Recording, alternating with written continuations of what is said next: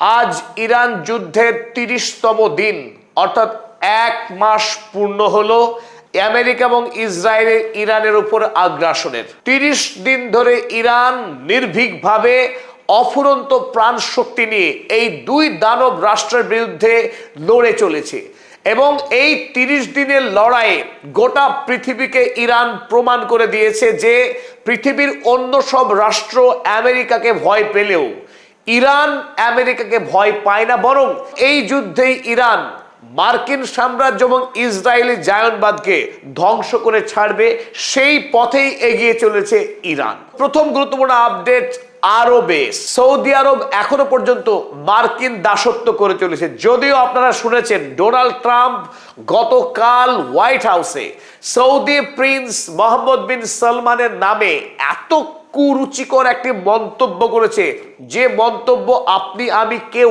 মুখে উচ্চারণ করতেও পারবো না। আপনারা নিশ্চয় দেখে থাকবেন, আর না দেখে থাকলে এটুকুই বুঝবেন ডোনাল্ড ট্রাম্প যিনি নোংরা ভাষা বলার জন্য কুখ্যাত দুনিয়াতে, তিনি পৃথিবীর নিকৃষ্টতম ভাষা ব্যবহার করেছেন এই সৌদি প্রিন্স মোহাম্মদ বিন সালমানের জন্য। তারপরেও এই আরব বাদশারা এখনো আমেরিকার পা সমানে চেটেই চলেছে। এই আমেরিকার সুলতান এয়ারবেসে ইরান হামলা চালিয়ে আমেরিকা যুক্তরাষ্ট্রের মহামূল্যবান এক বিশেষ প্রযুক্তিতে তৈরি বিমান, যার কাজ এয়ার সার্ভেইলেন্স করা, অর্থাৎ যুদ্ধের ময়দানে শত্রুপক্ষ কি কি অবস্থান নিচ্ছেন সেই সমস্ত বিষয়ে পুঙ্খানুপুঙ্খ তথ্য সংগ্রহ করা। আপনারা স্ক্রিনে দেখছেন এই বিমানের ছবি। এই যে সিস্টেম রয়েছে, র্যাডার সিস্টেম, চলমান আকাশে ভাসমান র্যাডার, যার কাজ যদি কোনো শত্রুপক্ষ অর্থাৎ ইরান যদি কোনো মিসাইল হামলা করে আমেরিকার কোনো সামরিক ঘাঁটিতে, সমস্ত তথ্য তৎক্ষণাৎ পেয়ে যাবে এই র্যাডার, আকাশে ভাসমান র্যাডার। এর নাম E3 সেন্ট্রি। এই E3 সেন্ট্রি আমেরিকার তৈরি, এই E3 সেন্ট্রি বহু মূল্যবান, বহু মিলিয়ন ডলারের ব্যয়ে তৈরি এই আকাশে ভাসমান E3 sentry air surveillance system. এখনো পর্যন্ত আমেরিকার কাছে মাত্র 15টি এইরকম E3 সেন্ট্রি ছিল, যার একটি গত পরশুদিন কিং সুলতান এয়ারবেসে যখন অপেক্ষারত অবস্থায় ছিল এই E3 সেন্ট্রি, তখনই মারাত্মকভাবে ড্রোন হামলা করে ধ্বংস করে দেওয়া হয় আমেরিকার এই মহামূল্যবান সম্পদ। আপনারা দেখছেন যে ধ্বংস হয়ে এর ভগ্নস্তূপ হয়ে গেছে এক মুহূর্তে। আমেরিকার এক বিরাট পরাজয় এবং শোচনীয় হার। আমেরিকার জন্য সুলতান এয়ারবেসে থাকা এই E3 সেন্ট্রি ধ্বংস হওয়াটা এ মারাত্মক লজ্জার। যার কাজ এই সমস্ত ডেটা কালেক্ট করা, ঠিক তাকেই আক্রমণ করে ধ্বংস করে দিল ইরান। এখান থেকেই বোঝা যায় প্রিসিশন অ্যাটাক কাকে বলে।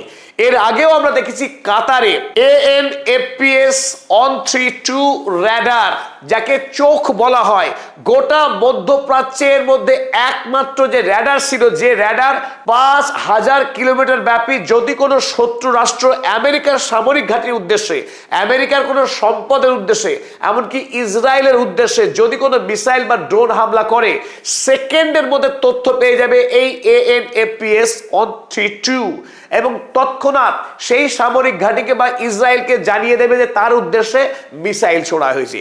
সেই AN/APS 132 কেও ধ্বংস করেছিল ইরান ড্রোন হামলা করে। অনুরূপভাবে এবার ধ্বংস করলো E3 সেন্ট্রি। এটা ইরানের জন্য একটা বড় সড়ো সাফল্য।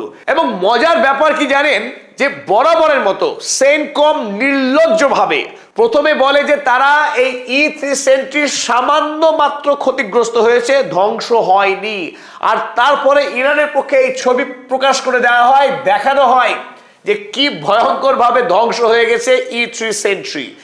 আমেরিকার ওয়াল স্ট্রিট জার্নাল, আমেরিকার জন্য সবচেয়ে নির্ভরযোগ্য সেই ওয়াল স্ট্রিট জার্নাল পুঙ্খানুপুঙ্খ বিবরণ লিখেছে আমেরিকা কি ভয়ঙ্কর আর্থিক ক্ষতির মুখে পড়লো এই E3 সেন্ট্রি ধ্বংস হবার পর। তাই বারবার প্রথম অবস্থায় সেন্টকম ব্র্যাড কুপার তিনি অস্বীকার করবেন, পরবর্তীকালে ইরান যখন প্রমাণ দেবে নির্লজ্জভাবে ঢোক চিপে সেন্টকম স্বীকার করবে যে হ্যাঁ আমাদের ক্ষতি হয়েছে। শুধু E3 সেন্ট্রি ধ্বংস হয়নি, 15 জন মার্কিন সেনা তাদেরও মৃত্যু হয়েছে এই E3 সেন্ট্রির সঙ্গে। প্রথম অবস্থায় আমেরিকা বলেছিল 2 জন সেনা গুরুতর আহত।